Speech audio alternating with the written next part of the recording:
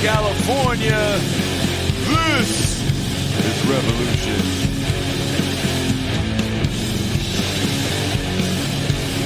The guest today you'll be hearing speak is Dr. Charisse Burden Stelly.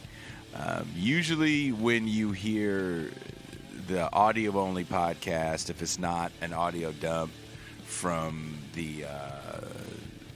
this live stream, it's just me and a guest. And we were trying to get Dr. Burden Stelly on the show for the live stream. It just didn't work out. We originally had her scheduled in January. It didn't work. Like, scheduling sometimes with this stuff, it's a little difficult. So the original topic that we wanted to talk to Dr. Burden Stelly was about a review she wrote of a book called Caste that was actually very popular. And her review of Caste really called it out, and we wanted to kind of interrogate that. But it was kind of so far down the road. There were other things that were going on that, of course, she felt were a little more important. And one of which she definitely wanted to discuss was a woman that doesn't get a lot of light shown her way is Claudia Jones, who's a old school Communist Party member. I believe she was born in London, but grew up in the U.S. and was deported. No, she was born in Trinidad. I'm sorry, and deported to London because of her political activity. Some people say that her teachings or philosophy were kind of the precursor to what we now call intersectionality, and we definitely interrogated that, and I'm very excited for you guys to hear Dr. Burden Stelly's take on that. She has a podcast out now. There will be links to her show in the description of this show called The Last Dope Intellectual, that I believe she does with Dr. Gerald Horne, who's also going to be on the show soon. Another rescheduling situation. So I'm going to shut up now and get out of the way so you guys can hear this really interesting interview with Dr. Burden Stelly. And we did go over, so when I do the audio-only podcast, we try to keep it about an hour. If there is time, we go over. I save that extra time for the patrons. So if you want to hear the entire interview, from the previous week, then you have to become a patron. There are links in the description to become a patron. Also, we do live streams 3 days a week now: Tuesdays, Thursdays, and Saturdays. Tuesday and Thursday at 6 p.m. Pacific Standard Time, and Saturday at 9 a.m. Pacific Standard Time. So I will get out of the way now and let you guys listen to our interview with Dr. Charisse Burden Stelly. She's an assistant professor and Mellon faculty fellow of Africana Studies and Political Science at Carleton College. She is a scholar of radical black critical and political theory, political economy, and intellectual history. She co-wrote a book with Dr. Gerald Horne about the life of W.E.B. Du Bois.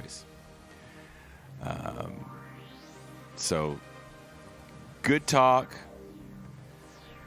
Her show's dope. The Last Dope Intellectual. Her show's dope. So again, there's going to be links to the show, links to Dr. Burden Stelly's work.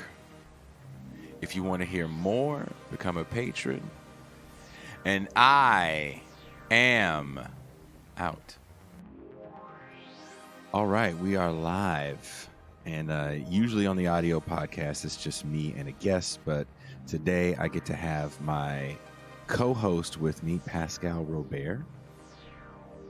And also I would like to introduce to the show, she is a professor and now a podcast host, correct? Yeah, it's a podcast. It's kind of like just on YouTube right now, but eventually we'll figure out how to get it elsewhere. Oh, I will be more than happy to tell you and show you the easiest way to get up in different spots. Dr. Charisse Burden Stelly. The last dope intellectual. That's me. Thank you for having me. Thank you so much for agreeing to come on. We wanted to talk to you a while back, and schedules and all that can be. We weren't able to do it, but it was right after your article on the case, your review rather on the case book came out, and we loved it. Yeah. Oh, okay. Oh, the cast book. Yeah. Sorry, I said case. Sorry. Yeah, Isabelle Wilkerson. Yeah, it's so funny because I feel like a lot of people want to talk to me about that, but I'm over it. Like, I don't care about Isabelle Wilkerson's work. I don't care about the book, and cast is not something I engage in my scholarship, but I took particular umbrage with many things about that text, not least her dismissal of Oliver Cromwell Cox. So I responded. And now it's kind of it was a fiery response. It was an excellent response. Thank you. But we didn't bring you here today to talk about that. There were some other things that we definitely wanted to talk to you about. Before, when we were off air, you did go to the University of California, Berkeley, but you're from Arizona. Yes, I am. What part of Arizona? Are you tracking me? No, I've been all over this. I'm a touring musician, and I've been all over the state of Arizona more times than I can count. I am from Tucson, Arizona. You're from Tucson? Yes. There was a club there called, I think it changed its name so many times. Like the Flycatcher, I think was one of the names it had. I want to say it's downtown on the same strip where kind of most of those college bars and clubs are. And I couldn't tell you the name of the street off the top of my head. Forest Street? I forget the name of the street. But I've definitely been to Tucson several times. Actually love Tucson, and kind of sad I haven't been back since the pandemic. Do you ever get a chance to go back? Uh-oh. Is that my internet? Yep. You're good though. Okay. So let me see. Hold on. That's weird. That doesn't really happen. Let me go in my room. Hold on just 1 second.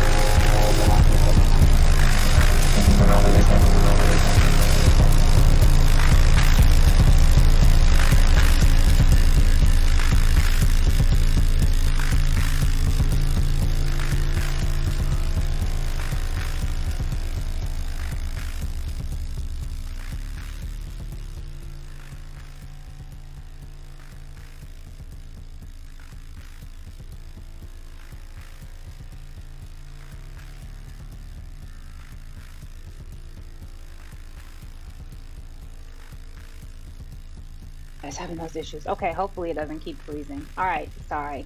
Continue. All good. So what I was asking is, or saying that I've been to Tucson several times as a touring musician, and kind of miss going back to Arizona. Made some great friends in Tucson. There was a club, I want to say, in the downtown area. There's like a strip of bars not too far from the college. And this one was called, I want to say, like the Flycatcher or some sort of lounge. It was a pretty decent sized club. And, had a ball there. I enjoyed Tucson, but Tucson to Berkeley is two very different places. And now you're in Chicago. Sure. So how do you like snow compared to extreme heat? It's basically two sides of the same coin, I would say. And I got like progressively colder over time. So I went from Berkeley to, I did my dissertation fellowship at Amherst College in Massachusetts. And then I did my postdoc in Urbana, Champaign, Illinois. And then my first job is at Carleton College. I'm still there in Northfield, Minnesota. And then now I'm here on a fellowship. And it's actually colder in Minnesota than it is here. So That it is. yeah. Was So that this was that isn't too northern bad. Minnesota you were in?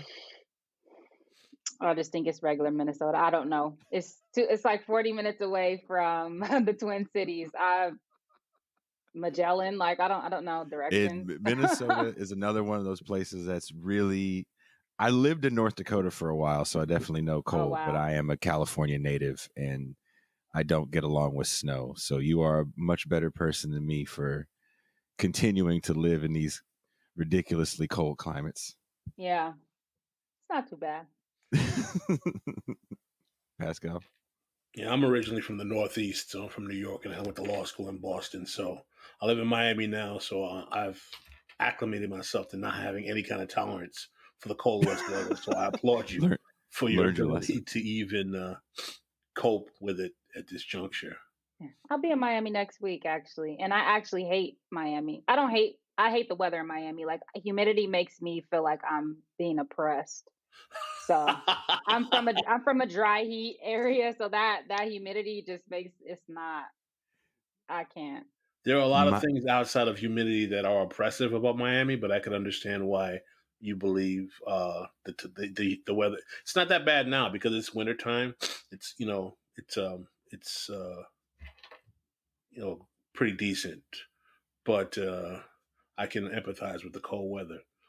Mm-hmm. But I'm glad that we got you on because it's been important for us to focus on the project of exposing our listenership to Black left politics and what is called the Black radical tradition. And I've perused some of your content online. I haven't read your book. I'm trying to actually get the piece you did on Du Bois, but I applaud you for being able to hold up the banner of the Black radical tradition and Black left politics, materialist, dialectical materialist, anti-capitalist, anti-sexist, anti-imperialist politics that we know here at This is Revolution is important to Black people and is a core part of Black political traditions in America and in the African diaspora. And the main reason why I think it's important for us to have you here is that, and I'm sure you're aware of this, there has been a contemporary attempt in the liberal media establishment, particularly I think there are some members of the Black chattering class who participated in this, who've made an effort to paint left anti-capitalist politics as a white phenomenon, particularly with the rise of Bernie Sanders. And I took a profound umbrage to that and found it to be particularly noxious and almost a kind of notorious attempt to try to paint a politics that has been so an existential part of Black existence as alien to Black folk. I'd like you to elaborate for us in terms of that, how the Black radical tradition is a fundamental part of the Black political experience and why that's such a false narrative to make that politics seem like it's alien to the Black experience. Well, I mean, so a lot of people who come to this term, the Black radical tradition, come to it through Cedric Robinson's book, Black Marxism, The Making of the Black Radical Tradition. That's also how they come to the term racial capitalism, by the way. But he does a much more expansive treatment of the Black radical tradition. And anyway, if you believe Robinson, then Black people have been resisting the forms of domination, subjection, oppression, exploitation that have constituted modernity or that have constituted the capitalist world system since at least transatlantic enslavement. And so that is to say that this form of radicalism, that is radicalism as a fundamental rejection of the structural and material and cultural foundations of the modern capitalist system, that's constitutive of our experience. Now, that's not to say that all Black people are radical. In fact, most Black people are not radical. However, I think what can be confusing is that there's like a race radicalism right? And then there's a sort of anti-capitalist radicalism. And I think that the race radicalism has been far more prevalent, where people are against white supremacy, but they're still capitalists. They still, I call this the but for logic, where they think that the US is actually the greatest country on earth, but for racism, right? Or but for anti-Blackness. But then there are those, the people that, so my squad, the people I rock with, who are against not only white supremacy, but understand white supremacy as one enunciation of capitalism, imperialism, colonialism, and warmongering. And so these are people, I have some lists. I'm a list person. And because it's Black History Month, I'm just going to list a whole bunch of names, okay? So there's 10 Black women that I think that belong to this tradition that people may or may not know. Thelma Dale, Vicki Garvin, Claudia Jones, Dorothy Burnham, Louise Thompson Patterson, Esther Cooper Jackson, Elma Francois, Eslanda Good Robeson, Carlotta Bass, Tyra Edwards, right? These are people who are doing that work. They're doing organizing, they're doing movement building, they're attending conferences and gatherings. They're waging struggle at the point of production and sort of against things like legal lynchings, right? So like the Scottsboro case, for example, the case of Rosalie Ingram. So these are people who are part of that Black radical tradition, who understand the ways that there is no equality and there is no peace or freedom in the capitalist system. And it's always been a sort of small but powerful current within the Black experience. I have a whole bunch of other names I could read, but I focused on the women just because those tend to be the ones you don't know No, about. that's totally fine. That's totally We're fine. glad you focus on the women. Yeah. That's very important, because that's, as a show on Black left politics that is hosted by two men, it's going to be very easy for us to not be to not be conscious of the role of Black women in this struggle if we don't make an attempt to do so. So it's very important for us, and we're very glad that you highlighted the role of Black women in this struggle, and we encourage it. As a matter of fact, I want to go to the next question.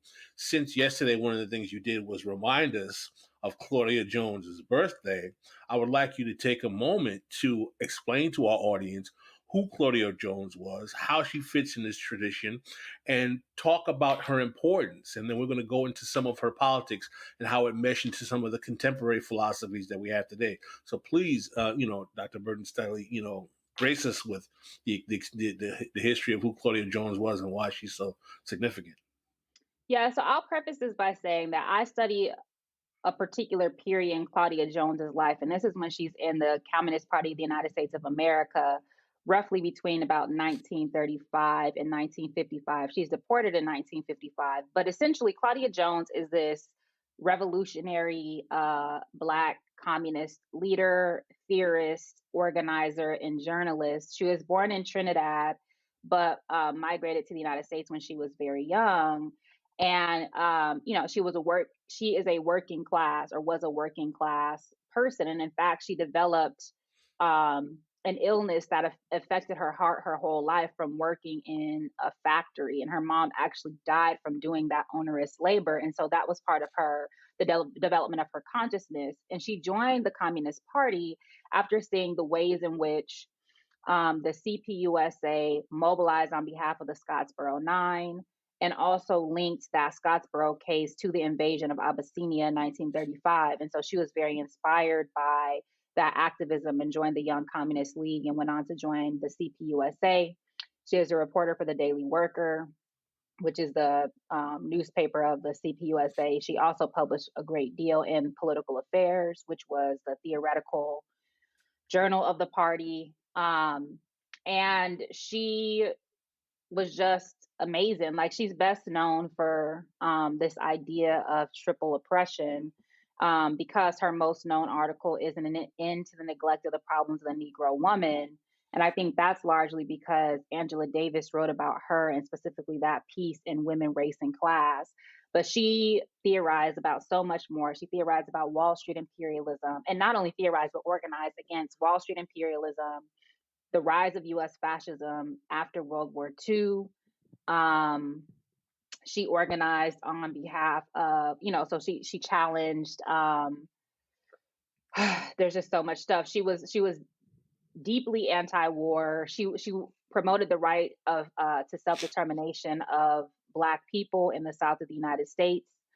And she was a strong supporter of workers' rights, and especially of women workers' rights, Black women's workers' rights. And so she was just radical, like in every sense of the word. And thankfully, we know much more about her now because of the work of, largely because of the work of Carol Boys Davies. Carol Boys Davies actually put together her archive that's now at the Schomburg. People have written about her here and there previous to that, but it's largely due to the heavy lift of Carol Boys Davies that we know Left more of Karl about her. Marx, great book, Left of Karl Marx. So it's Left of Karl What? Marx is her biography, but then Carol Boys Davies also edited Claudia Jones' Beyond Containment, which is the only compilation of most, if not all, of her theoretical writings. Why do you think there's such a big disconnect between our people and any sort of knowledge of like our affiliation with communist and socialist movements, especially in the 30s and 40s? I mean, before the New Deal, I believe the Communist Party has like 1 million card carrying members. I don't know what the numbers are, but I think that was the height. around there. Yeah, that's the height of their of the membership, and the height of Black membership is in that Great Depression era. I think that there's two reasons, or at least two reasons, why we don't know more about that history. One is what I call intellectual McCarthyism, which is basically the erasure, obscuring, liberalizing, or demonization of Black people who are communists or communist or fellow travelers. And there's also an effort to sanitize those, or like sort of discipline out the aspects of people's lives who were indeed in the Communist Party or affiliated. So somebody like W.E.B. Du Bois, for example, people will read or know about Souls of Black Folk, or even now sort of Black Reconstruction if you're on the left. But he wrote so much more and did so much more after that. Few people know that he was actually indicted by the US government in 1951 for being an agent of a foreign power for his peace activism, right? And the ways in which he connected peace activism with anti-colonialism, anti-imperialism, and, racial equality.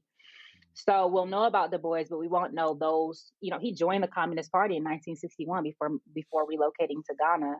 Paul Robeson. There was just something. Yeah. It's Black History Month, so these goony ass mainstream publications have their fucking Black history facts, and they had something about Paul Robeson, but did not mention. It said he was controversial because he promoted human rights, but did not mention that he was a member of the Communist Party, that he was red baited and had his passport canceled, and was called before HUAC, the House Committee on Un-American Activities, and other subversive, the Subversive Activities Control Board, because of his activism. So they said, he was a great singer and he spoke a lot of languages and he was good at football, that type of stuff, but they don't get into his politics. And so that's one reason. The other reason is, probably the one thing the United States hates as much as Black people is radicals, period, because it's a racial capitalist society, which means that you have to keep Black people oppressed and you have to maintain a system of economic exploitation. And therefore, you hate the people who challenge economic exploitation, i.e. socialists and communists. And you hate the people who are trying to liberate themselves from their reduction to a category of super exploitation, i.e. Black folks. And so these are the people who historically you repress. So I think that that's why we don't know more. Or, you say communists, and people, you might as well have said, serial killers. Yeah. Like, no, what? it's getting a little better now, but it's still a bit of a bad word. Now, I don't know if you guys have seen it. I was talking to Pascal about this the other day. Will Smith has a new Netflix docu-series called Amendment. Mm-hmm. Have you seen it? No. I mean, I'm saying this somewhat tongue-in-cheekly, like I'm not a fan of it, but basically it's another one of these boils down all the problems to the 14th Amendment and our like lack of understanding to it. It doesn't really examine how that amendment even was a bit gutted. What is your take on people like Killer Mike and even like the Will Smiths of the community, which they have huge platforms and huge voices when it comes to, you know, the only way out is some version of Black capitalism. You know, I just wish sometimes people would shut the fuck up as praxis.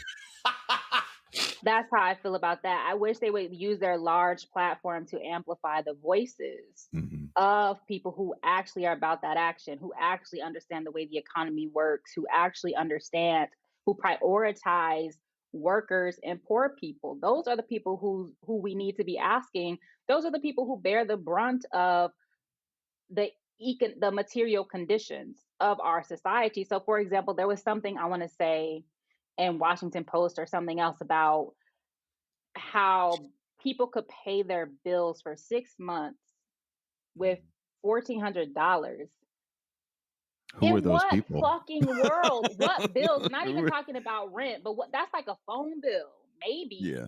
Right? And so it's like, when you're rich, you have no conception of what it actually costs to survive, let alone the Black tax and the poor tax, right? So if you overdraw your bank account, for example, 35, you get taxed for not having money. $35, right? 25, 35, whatever.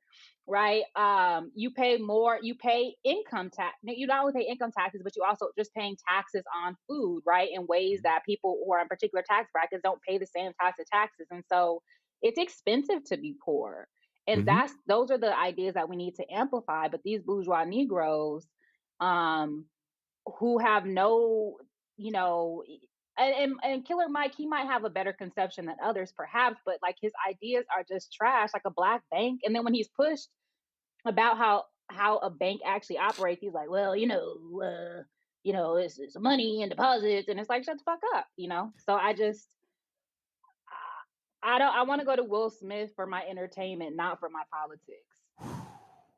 And maybe was Killer Mike a rapper or something? I don't know. Maybe he's just stick to that. He is a relatively successful rapper, and I mean we could have a whole other show on you know, like cats like these and how their politics get kind of entangled in a certain subset of the petite left, and it becomes radicalized when it's not really that radical, in my opinion. That's just my opinion.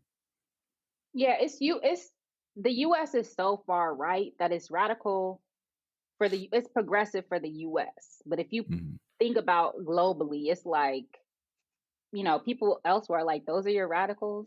That's why y'all are suffering. Anyway. So I wanted to move on to a part of something you were mentioning with Claudia Jones in terms of her theorization of triple oppression, and I want to connect that to a contemporary philosophy that has particularly come out of academia. And I want to ask you: is that, first of all, do you agree that Claudia Jones's theory of triple oppression is the precursor to intersectionality? And I'd like to know: do you think that intersectionality has become a bourgeois feminist notion that has been appropriated by liberal elites in American society? And if you can define those theories and how they play off each other, I would appreciate that if you choose to. Yeah, I don't know what the definition of intersectionality is. It's not my bag. I mean, what I know about intersectionality, my understanding of intersectionality is that when it was coined by Kimberly Crenshaw, she was a lawyer, and essentially what she was suing, I want to say it was a Ford plant, because Black women in particular were not getting promotions.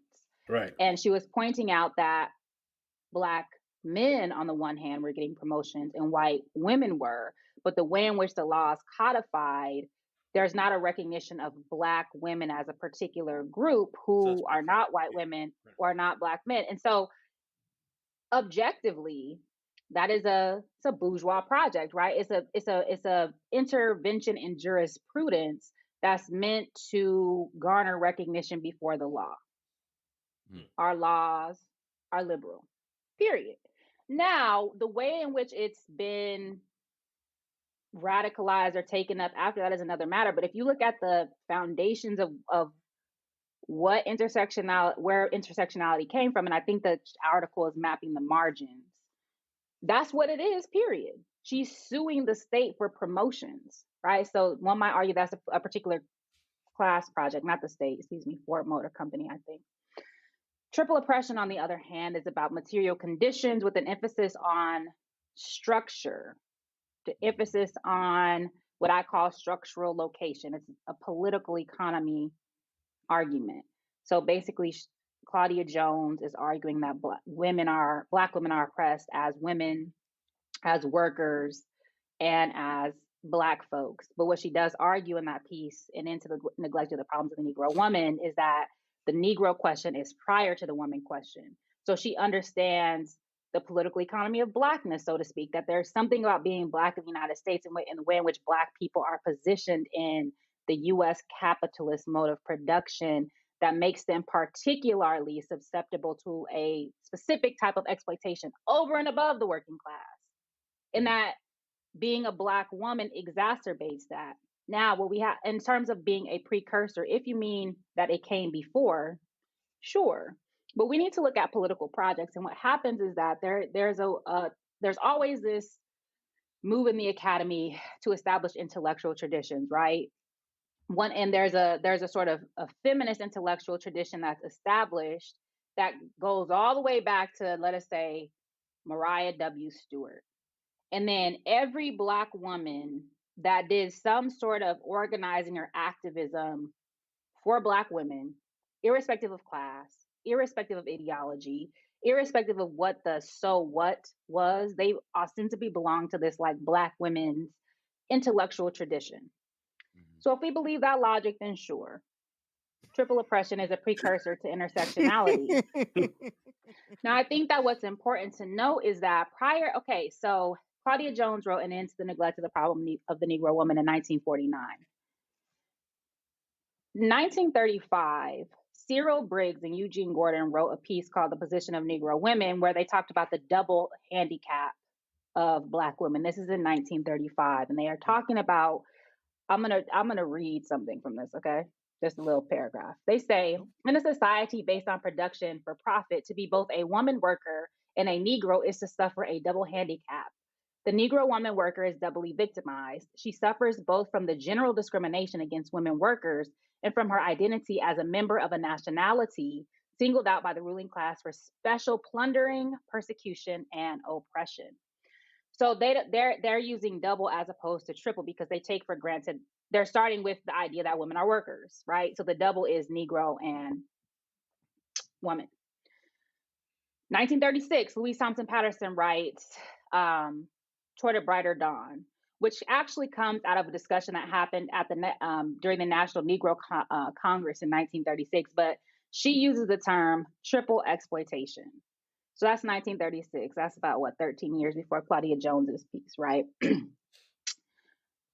Claudia Jones then talks about triple oppression. Now, I'm a political theorist, so part of what I'm working out is the difference between triple oppression and triple exploitation, and looking at the ways in which they're argued out, and seeing if there's a sort of a difference in what's being argued out in Claudia Jones and Louise Thompson Patterson. My hypothesis is there is, but anyway, you got triple exploitation, triple oppression. Then you have double jeopardy later on. So this is Fran Beal, and I want to say this is 1968. She writes this piece like to be Black and be female, something about double jeopardy, right? So jeopardy is a sort of move from this language of oppression or exploitation. Then you got triple jeopardy. And so there's this woman, Deborah K. King, she writes this article about triple jeopardy. Then you have intersectionality. So there's already these sort of interim steps. So there's the sort of jeopardy step, so to speak, between exploitation and intersectionality. And these steps are sort of happening as feminism, Black feminism, begins to rise as a sort of prominent ideology. So one might argue, I mean, so that's how I would narrate it. I would say intersectionality and triple oppression or triple exploitation are different political projects, but they all happen to deal theoretically with race, class, and gender. So do with that what you may. No, that's I'll take that. I'd like to interrogate that in a larger project that we were talking about at here at This Is Revolution, about the concept of how the Black liberation struggle, quote unquote, is trying to be reconciled with American exceptionalism in the post-Biden to Harris era. So, from the rise of the Obama presidency to the current administration of Biden-Harris, there has been a celebration by segments of the Black population, particularly liberals, in the increased racial diversity in the left flank of the ruling class. There is a sense that liberal elites among the Black people are trying to reconcile the Black liberation struggle, quote unquote, and even that term can be considered problematic, with American exceptionalism.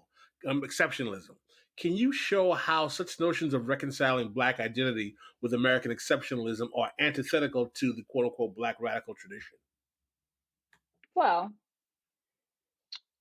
Black identity is Or not the Black liberation? antithetical. Choose what you think is more appropriate, the Black liberation struggle or Black identity. I would say the Black liberation. But I would make the argument, quite frankly, that there's an attempt to reconcile Black history overall with American exceptionalism, with the rise of the way in which racial identity is used to further the democratic liberal project post Obama, quite frankly, when you're seeing things like, Chucks and Pearls, Black Girl Magic, et cetera, et cetera. I mean, we can talk about the gendered way in which I believe Black female identity is being weaponized to buttress democratic liberal projects as well. But there's an overall kind of celebratory nature that we're seeing amongst particularly Black people who are, liberal adherents to the Democratic Party, that, oh, we have arrived, this is wonderful, the kind of Black faces in high places, et cetera, et cetera. And I'll be very frank, for me, it's kind of nauseating to see, and I think it demonstrates what we often talk about as being part of the 50-year counter-revolution. But I'd like you to elaborate on how this kind of posturing is so antithetical to the history of Black left politics, and how those actors that you were so honorably mentioning viewed the Black situation in the past. So if I'll just complete my thought that I started, Black identity is very much reconcilable, I would say. So identity, the construction of identity, right, I think is compatible with American exceptionalism. But the structural and material realities of Blackness and of Black people are not compatible with that, right? Identity as a political category. So politics politics rooted in identity is different than identity rooted in politics, right? Because a politics rooted in identity is very much compatible with US empire, because it's essentially about integration. It's essentially about a linear progress narrative. It is essentially about being included into the state apparatus or into US society. So what I was talking about earlier, the but-for logic. And so one of my comrades, Erica Keynes, talks about identity reductionism, where and Kamala Harris is an example of this, whereby identity is the only thing that matters. It does not matter the ideology. It does not matter the politics. It does not matter that this woman laughed maniacally about throwing parents in jail for their children's truancy. That shit don't matter. What matters is that she's Black or biracial or whatever, however people identify her, and now she is a woman. So that's identity reductionism. That's absolutely compatible, and in fact reifies empire, because racial regimes change over time. And basically at this moment, the racial regime requires that you have a few chips in the cookie, so to speak, to legitimate what's happening. So the United States so there can be this idea of moving from slavery to Jim Crow to civil rights to, this sort of post-racial inclusion. And that is fundamentally problematic, because that does not tell, the complete story. And so there's a way in which I would say Kamala Harris and Susan Rice and even Neera Tanden and whatever that Black man name is that was on the Raytheon board and was also like a 5-star general. Now he's the head of the Department of Defense. Yeah. Black dude, whatever his name is. This is intersectional imperialism. Ooh, right? I love it. And so we have a saying in our community: all skin ain't kin. And this is precisely like there can be an assumption on the one hand, a liberal assumption, that because somebody looks like you, they have your best interest in mind. But if we understand that Black people are heterogeneous and that there's an intra-racial class stratification, then we understand the ways in which those people they have the exact politics and the exact orientation of the ruling class. They simply happen to look different, right? They believe in Black capitalism, or they believe, they either believe in Black capitalism or believe that Black people can be equally integrated into the capitalist system. Equally meaning that equal opportunity, right? Of course, they don't want all them Blacks to make it. They need, they believe in the majority of people being poor, but they believe that there should be, let us say, 13% of Black people in the ruling class because it matches the population, that sort of thing, right? They're still anti-poor, they're anti-people, they're imperialists and capitalists. They just happen to be in a particular body. And again, what can be confusing about this is that historically, there is race radicalism. But that race radicalism is not rooted in any structural critique other than the fact that white people should stop being racist so that Black people can actually compete in the system as it is, but on equal footing. And I would say that's Kamala Harris in a nutshell. Her identity is enough. Her identity is her radicalism, they would say, right? That the fact that she could even make it to the second highest position in the land is proof, it's proof that of her progressivism. And not only that, proof of the progressive nature of the United States, never mind the calamity that was Obama, right? The droner in chief, the deporter in chief, the poor shamer in chief, right? We didn't learn from that. But now it's like, well, Black girl magic. Well, the future is female. So we expect something different from Kamala. But as, one might say, you can wish in one hand and shit in the other and see which one fills up first. That is one of my favorite sayings, by the way. So I'm enjoying the depth and the succinct, pull no punches nature of your answers. I'm glad we have you here to bring basically bring the ruckus. And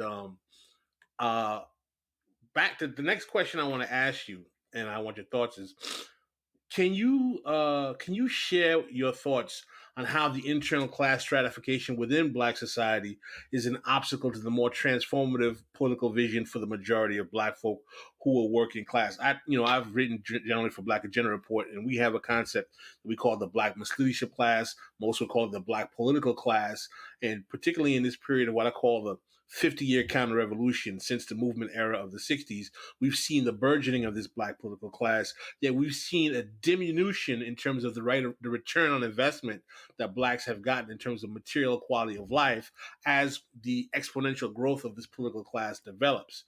And you may disagree with me, say that Black politics, particularly Black electoral politics, is a class politics. And the class that it represents is not the interests of the majority of Black people, but the interests of an elite cadre. I'd like to hear your thoughts on how this particular class stratification either has in the past or even particularly today works as an obstacle to the transformative politics that the majority of Black people who are working class need to improve their condition. Well, it's interesting that you say like a 50-year counter-revolution, because somebody like Gerald Horne would argue that is a 400-year counter, 1776. What is that? 300 years, 250-year counter-revolution, right? He talks about the counter-revolution of 1776, that we are in a fundamentally, constitutively reactionary and counter-revolutionary settler colony that has inflection points that can move the needle forward. But what we have to understand about that is those gains are wholly reversible, right? So reversibility is a condition of Blackness, one might argue, if you're getting theoretical about it. All the gains are wholly reversible. But to answer your question, so there's this man called J. Loren Mattori. He is an anthropologist at Duke, and he has this concept of ethnological schadenfreude. And I don't think he came up with it, but he has a whole book about it where he talks about how oppressed groups, the ways in which they're oriented towards other oppressed groups is to sort of displace their shame and their sort of oppression onto other groups, to distance themselves, right?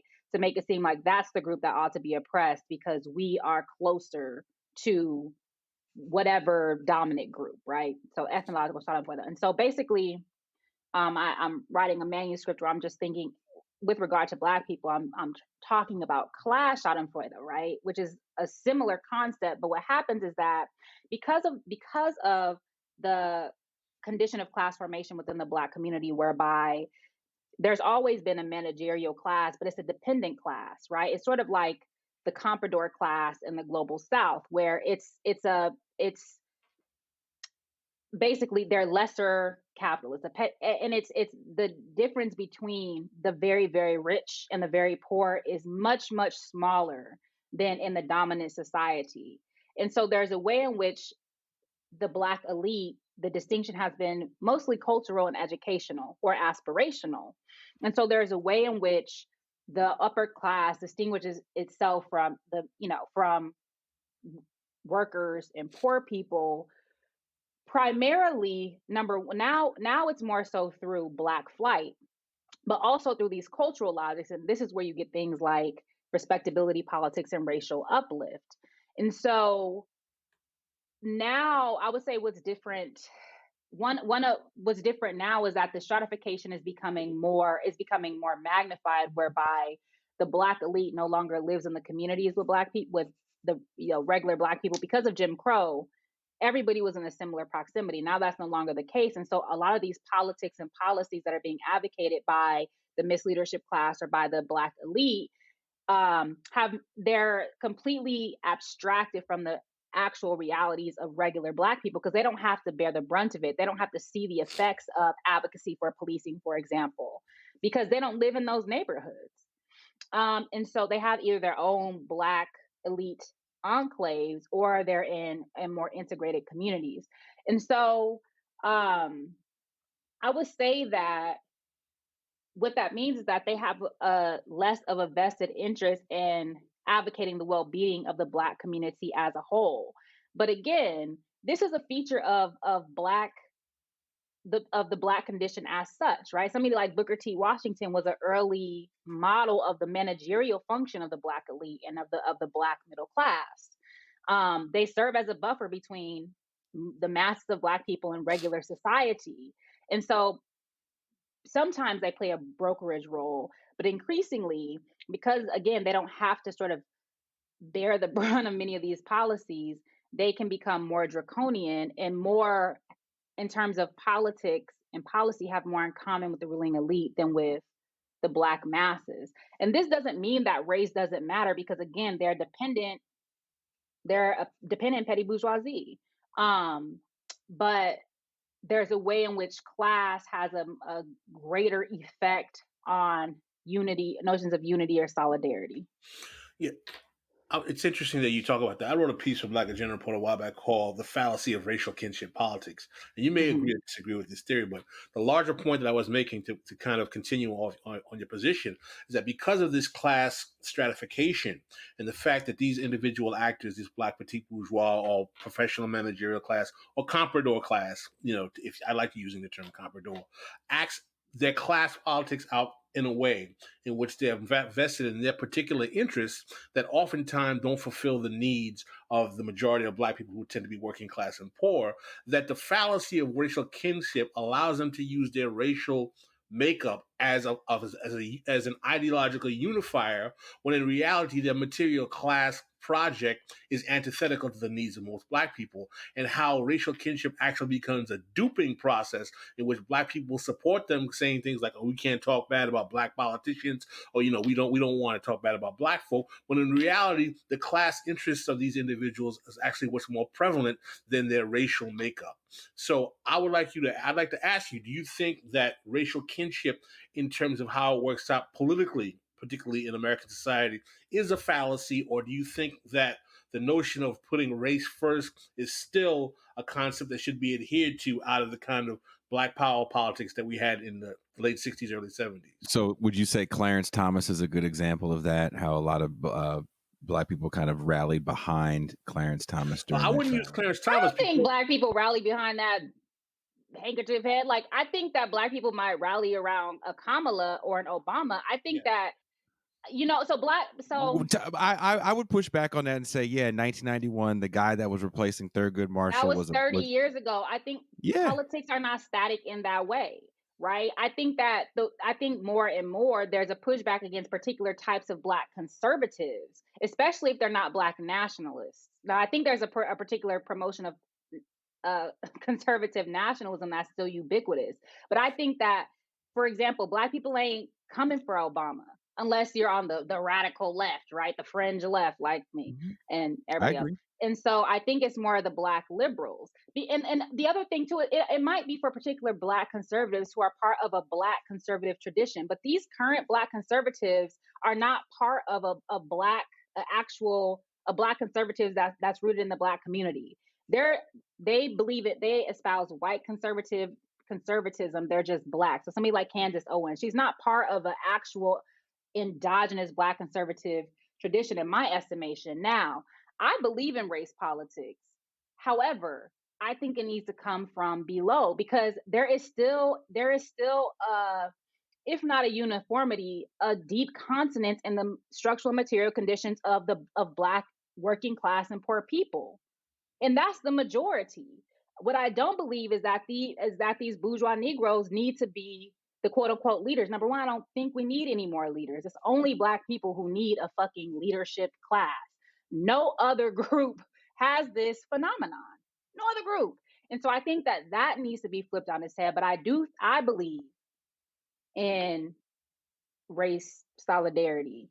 But I also believe that race or Blackness needs to be understood in material terms. And as well as, culture in the sort of Cabralian sense, right? But I still believe that white people have, a cross-class race solidarity politics, period. If that's a militarized identity politics, period. And we a lot of leftists like to try to skirt around that, like, well, it's economic insecurity. They're fucking racist. They're white supremacists, period. And as long as that's the reality of the majority or a plurality of white people in the society, I believe we also need to have a particular type of race solidarity rooted in ideas of Black liberation and socialism, but then work in solidarity and in allyship with other racialized, oppressed, and marginalized groups. That's my perspective. So you don't believe in racial coalition with white people at all?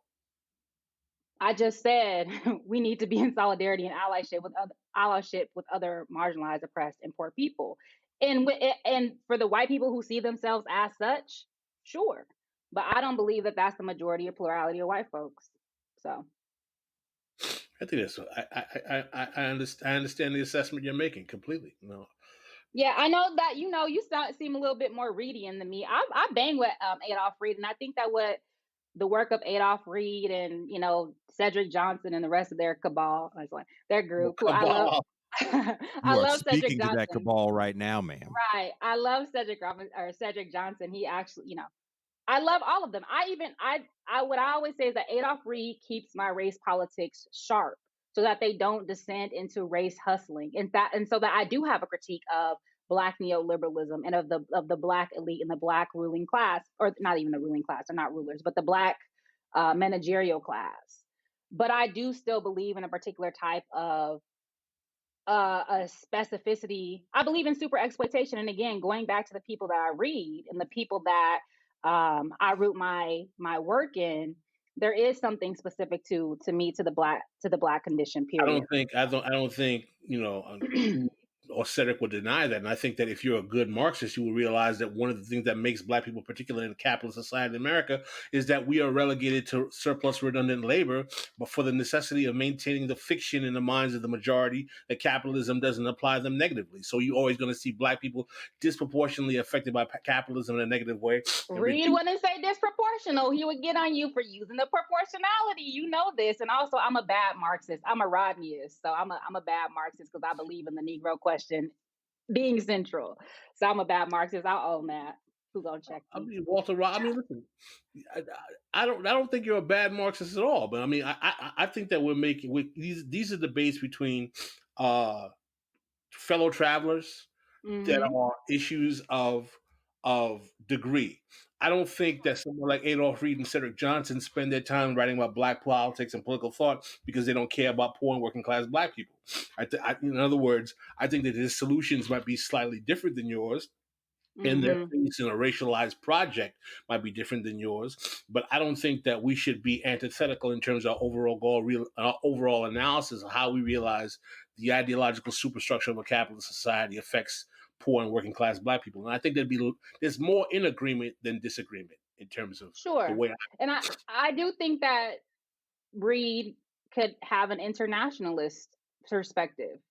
I think that he does not. And that's not I'm not dragging him, but that's objective facts if you read his work, and I think that there might be a different type of analysis when you look at the international situation I think, as opposed to simply national. So when you talk to him personally, he does have international kind of a worldview, but I would agree with you. It has not been demonstrated in his writing.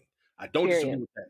There's no question at all that it's not something that is evident in his writing, but on a personal level, he definitely has strong opinions, particularly in issues in Brazil and other third world and developing countries. But there's no question that his writing does not demonstrate a strong anti-imperialist, internationalist worldview without a question at all. He basically is an Americanist in that regard. So Sure. I will not deny that, and I think that's a fair criticism. That's a very fair criticism.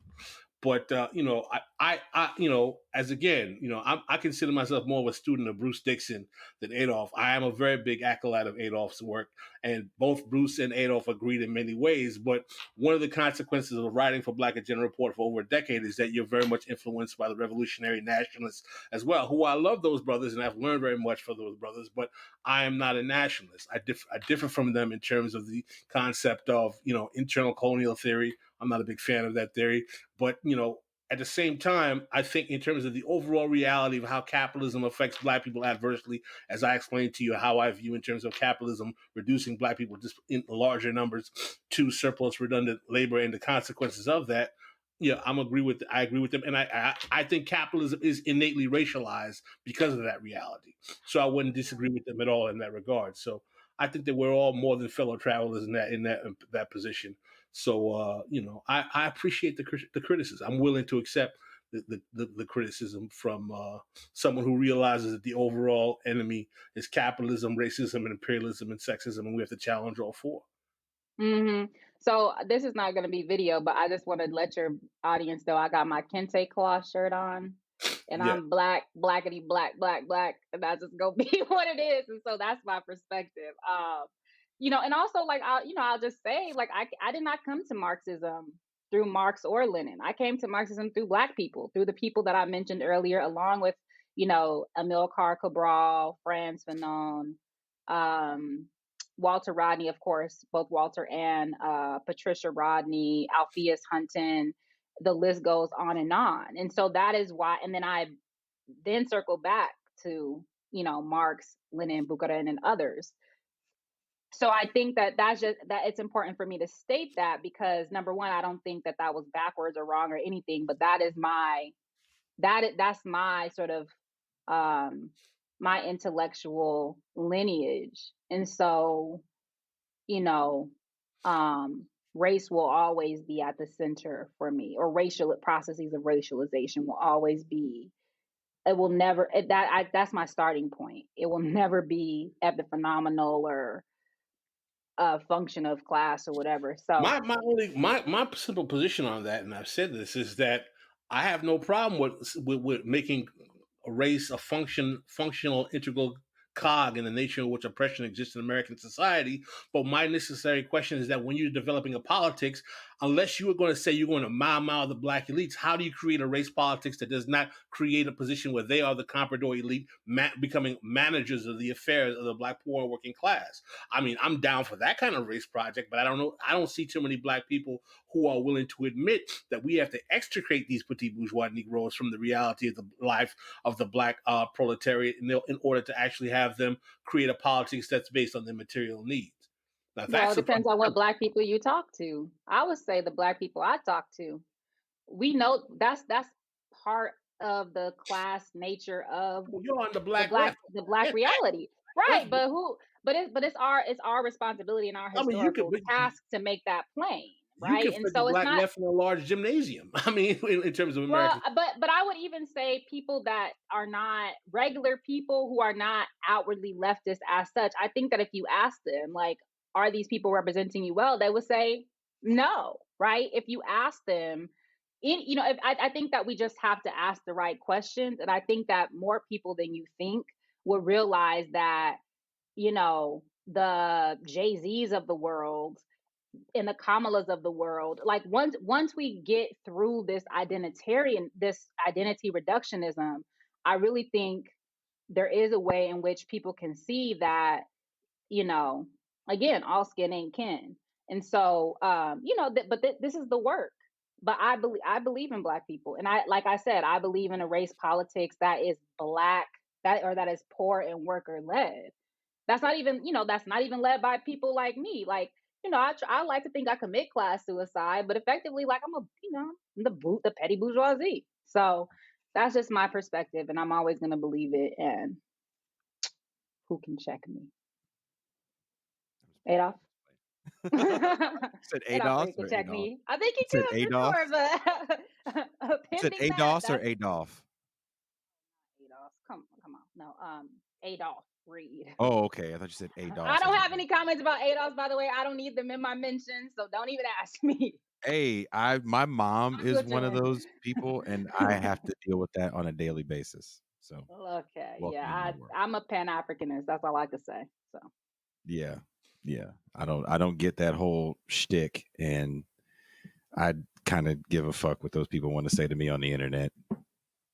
so what's next, guys? People say some people get really emboldened by the internet to say some Oh, crazy shit. absolutely. The Academy and the internet are two places where people say shit that in real life would get them beat down expeditiously, and it's really wild. It's very wild. So I I don't know don't if know. you know the rapper Akala from the UK, who wrote a really good book about race and class called Natives. Definitely dealing with race and class in the UK, but he was getting interviewed by a fellow rapper, and his friend was asking him, he's like, man, I see you in these interviews with these like white conservatives, man, and they say just the craziest shit to you. And Akala says, I have to check myself from time to time to not fuck these people up for for the boldness in the shit that they say, because he debates people like Tommy Robinson. That what is the name of that group in the UK that he's a part of, Pascal? Not UKIP. The UKIP is the party. Not UKIP. It's like a white identity movement in the UK that was pushing against Muslims. That's a waste of time. Those debates are a waste of time. Like when Black radicals, even, what was it? What's his name? Mark Lamar Hill was debating Candace Owens. That shit is a waste of time. Like, I don't understand why, and especially the whites, when people I be think the black. debating like Bill O'Reilly and shit. Why? Like, we have work to do. That's Mm-hmm. silly to me.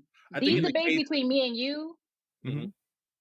important, right? Because we're trying to think about how to approach the work. Debates between me and these fucking sheet wearing conservative neo proto fascists. Why? That's petty bourgeois Negro shit to me. I think that the black conservatives, particularly though, have to be dealt with, because unfortunately there's a certain segment of black people, who still find that reactionary politics as the answer to the question, because there's not a lot of love given in terms to black left thought. But There's still lots of black people. You say Marxism, communism, socialism, they're like, oh, that's a white thing. Why are you following that white man? The reason why I feel you, Charisse, 100%, because I don't do the debate thing. I don't really dig it on that level. I don't dig it.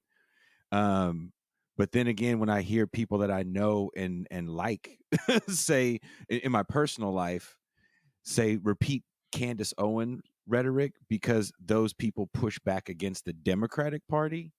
And a lot of us, not all of us, right? Not the people on this podcast, and probably not the people in our political sphere that we have, but we know people that just believe that there's two parties. There's a Democratic Party and there's a Republican Party, and the Democratic Party is for us and the Republican Party is for them. And when Candace Owens pushes back on some broken clock is right twice a day on the perils of the Democratic Party, and especially the way they treat Black women, there is a subset of Black women that go, you know what, right on. And that's a problem. Look, and she has to be called out. I know a pimp when I see one. Okay. And there ain't none at a time I'm listening to no motherfucking pimp. No, I don't care. I get it, but what your point is taken, pimping notwithstanding. That's a failure on our part. We need to do a better job of conveying that there is an alternative. We need to stop. We, being the Black left, need to stop with the lesser of two evilism. So that's a failure on our part. But again, if one believes in dialectics, like this is the work, right? And we are in a particular moment of opening, right? Right now, we are in a particular moment when the contradictions are extremely high and extremely laid to bear for all to see. And so that's what we're supposed to be doing, right? And to, you know, Candace Owens, I didn't mean that. Candace Owens has I did not swear. I would. We call it a Freudian slip. But the thing is, history and momentum are on her side because we live in a reactionary right-wing society. And this is why, to your first question, it is important to know people like Claudia Jones and Paul Robeson and Dorothy and Alpheus Hunton and Esther V. Cooper and James Jackson, etc., because these are people who are doing it against extraordinary odds. And so we are just taking up that mantle now. So I'll hop off my soapbox, but I believe that with all my heart. And I believe we're right. No, this whole show, this whole thing exists because I wanted to show our people or talk about a Black left that doesn't get talked about outside of February. And then I don't think it gets talked about in February that often. Well, no, February is the first ashy Black person to invent the wheel. You know, George Washington Carver, and you know, some type of sanitized notion of Rosa Parks. Like that's Black. Yeah. It's like these random. Yeah. Yes, that's why. The communist calls it African Liberation Month, and I'm with that because we need to shift the narrative to talk about the people who matter to us and who matter to us because these are people who are doing the work that we're trying to do now. So, what else? I'd like to ask you, this may be a controversial question. Hey, we got time. You better quit beefing with me, sir. You better quit starting messing. Hey, we are this.